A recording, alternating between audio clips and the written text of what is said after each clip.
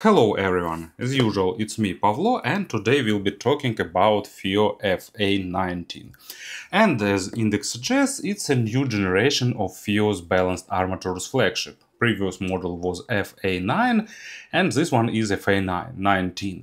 Unfortunately this time FiiO didn't do any magic in terms of price. It's a 10 nulls balanced armatures per year with a lot of sophisticated ideas inside. If you're interested in technical details, of course, just visit FiiO's page that I will add links in the description. They have a lot of things like Rubicon capacitors, spatial internal tuning schema, and so on. But 10 drivers per year and top-of-the-line sound tuning gives us a pretty high price. It's $1,000, or to be more precise, $999.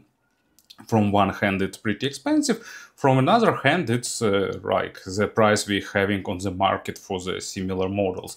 So let's have a closer look how FA19 performs compared to competitors. Let's unbox this beauty. As you can see, box is pretty simple, familiar by previous FiiO models, so it's not the new design.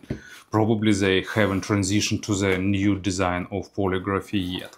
Inside we're getting quick start guide and traditionally organized frame with earpieces, then case, the more premium version, and set of tips.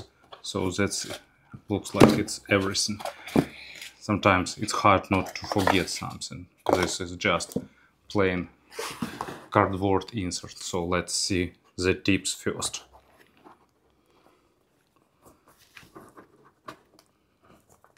Come on. So traditional and familiar, actually almost the same as with more affordable models. 1, 2, 3 pair of single flange silicone tips of different sizes, 2 pair of double flange, and pair of foams. So here in the case we're getting a bit of extra things. So let's see.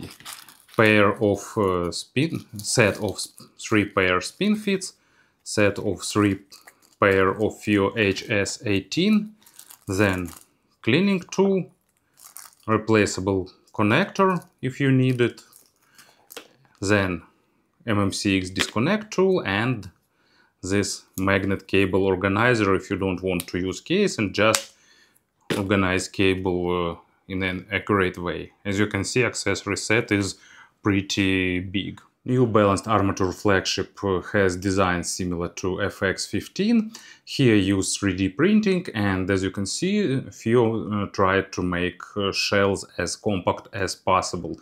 But they have a lot of things inside, lot of drivers, crossover PCB, this toggle switch, some acoustic tuning tubes, filters, and so on.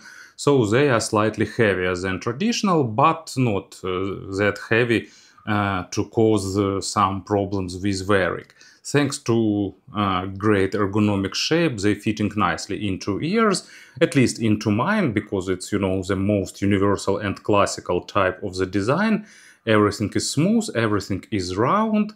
They provide pretty good passive sound isolation, slightly above average, but not superb. As you can see, there is a venting hole here, and there is a toggle that changes the sound signature between more and less monitoring, let's call it so.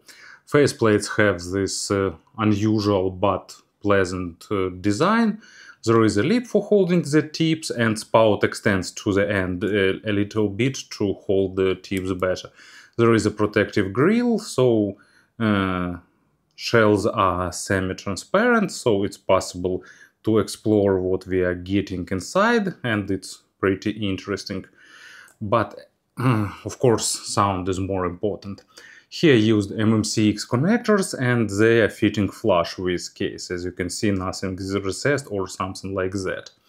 Cable is nice. It's pretty thick, pretty audiophilic, but at the same time not super hard.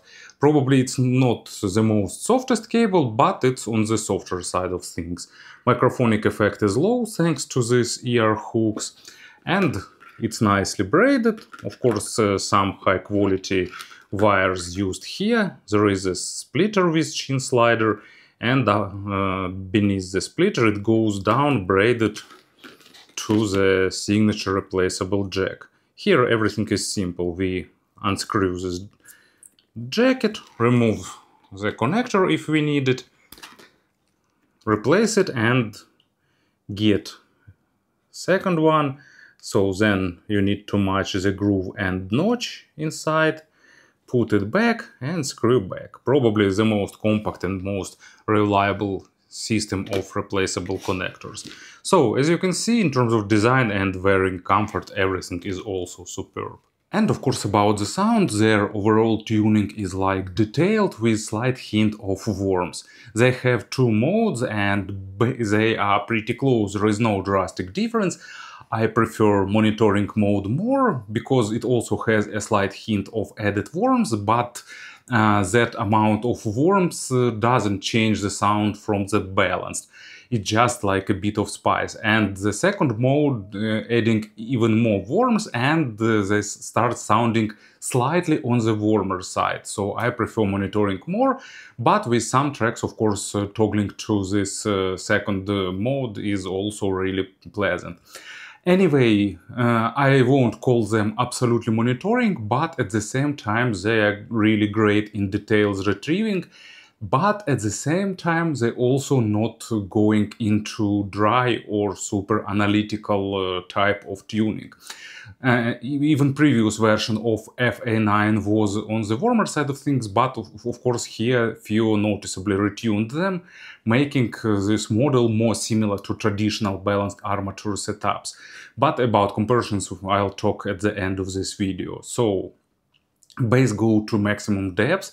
It has a slight accent, but not too much. Deeper layers of bass are present, they are clearly audible and well controlled, and it's a typical balanced armature type of bass signature with focus on textures, with slightly fast attacks and decays, with focus on the small details and nuances. Weight is good, but still, of course, it's not the amount of air that dynamic drivers typically pump.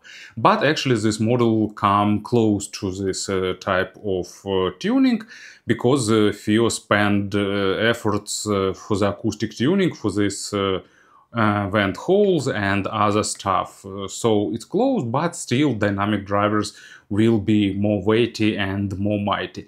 But this model will be definitely better when you want small nuances and details. But of course still weight is present, and when necessary you're getting nice slam and impact. So really great bass. A lot of people said that it's like one of main points of this model, and I'm agree with them. Bass is natural, but at the same time really pleasantly rendered. So let's go for examples. First one is Libera by Musica Nuda, and it's banda larga album, so a lot of different instruments here, but still double bass plays a vital role here, and these earphones highlight this double bass, giving more body, more wow factor and more texture.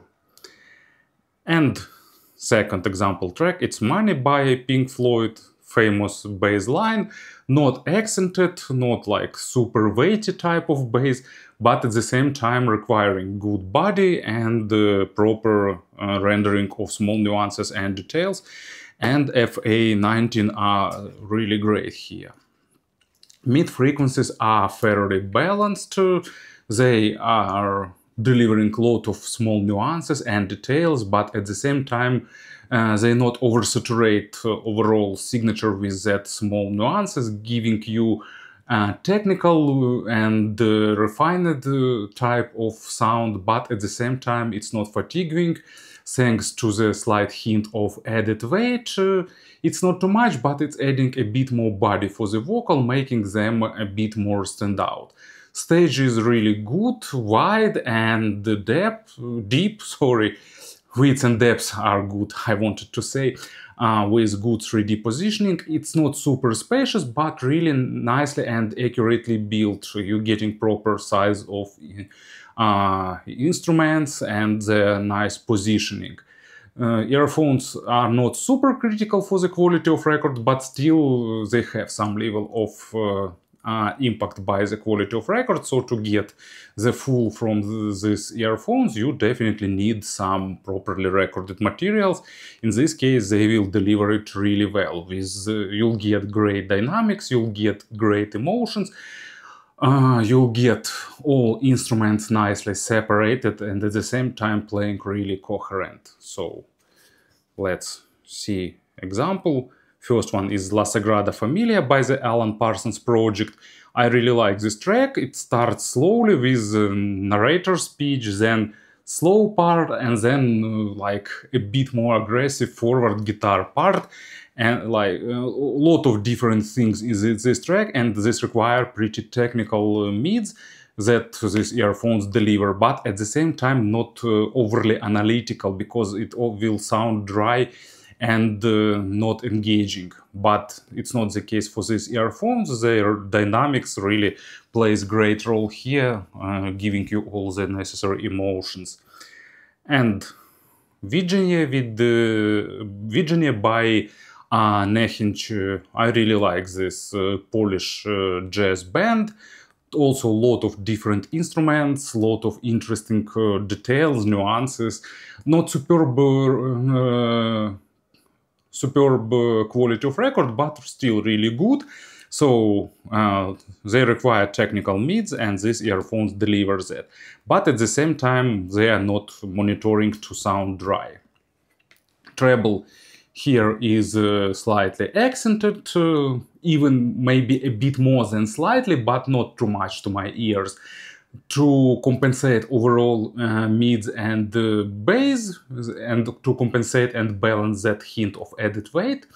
Sometimes they sound sibilant, but it's not the problem of these earphones, it's of course a problem of the record.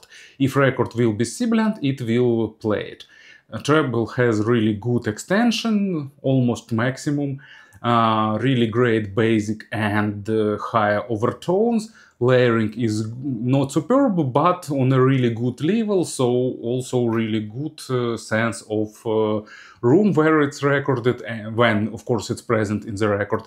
But at the same time, better recorded things with better treble required, because if treble is recorded poorly, they will represent it. Definitely not as soft-sounding earphones, but for me, not piercing. Airy type of treble because of balanced armatures with slightly faster attacks and decays, but really spacious and really saturated and engaging. So first one, it's Rosa, Passos and Ron Carter, The Girl from Ipanema. Really great record with a lot of nuances, both in the instrumental track and in the vocal. A lot of things goes to the overtones, and these earphones render that really well. And King Crimson, FraKctured, also a lot of different percussions and things that goes to the high frequency, and at the same time pretty foundational low frequencies, and sometimes it's a complex track, especially if bass is dynamic driver. It can shadow high frequencies, but not in this case. Thanks to the balanced armatures on the low frequencies, you're getting necessary weight, but at the same time, it doesn't shadow high frequencies that are rendered really well and show you all nuances of this track. In terms of sources, they actually play really good even with some affordable sources like KA series or dongles, or even BTR Bluetooth receivers, but of course they scale greatly with better sources up to M15, for example. They scale easily, so it's not that type of earphones that absolutely require some high-end source, but with better source they will sound better. But still, they, thanks to that interesting signature balance, they also sound really engaging with cheaper sources. So it's the earphones you can buy like for an upgrade and then spend some time gathering more money for the better source. It's not like you'll buy it and you won't be able to listen to your cheaper source. So really good option for upgrades. They are not super sensitive, but on the sensitive side of things, of course, but not super prone to background noise. Speaking about the comparisons, just few models. So compared to previous FA9, less weight here, more balanced signature, more technical, more spacious, so like noticeable step towards more balanced and natural signature, and it sounds more mature to my ears.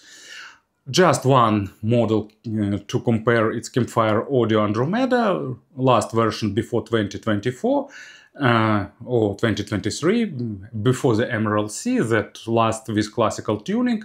More punchy bass, slightly faster, and with more energetic treble. This one is slightly less accented on both ends and with slightly less focus on the micro contrast. And the FiiO FX15, I really like FX15, but FX15 is superb with superbly recorded things. They are more critical for the quality of record, but with them you'll get more mature treble, better developed. But if you have like not absolutely superb and greatly recorded tracks, if you listen to some genres that are not perfectly recorded, you definitely need to get FA19. They are close to FX15, but more forgiving. So, and more balanced, more overall forgiving, with more weight and slightly more musical signature. So, to summarize, FA19 is really great earphones. They will get, I think, a lot of popularity. They are expensive, but they definitely deliver great sound for this price. So, thank you for listening, thank you for your attention, and have a great day.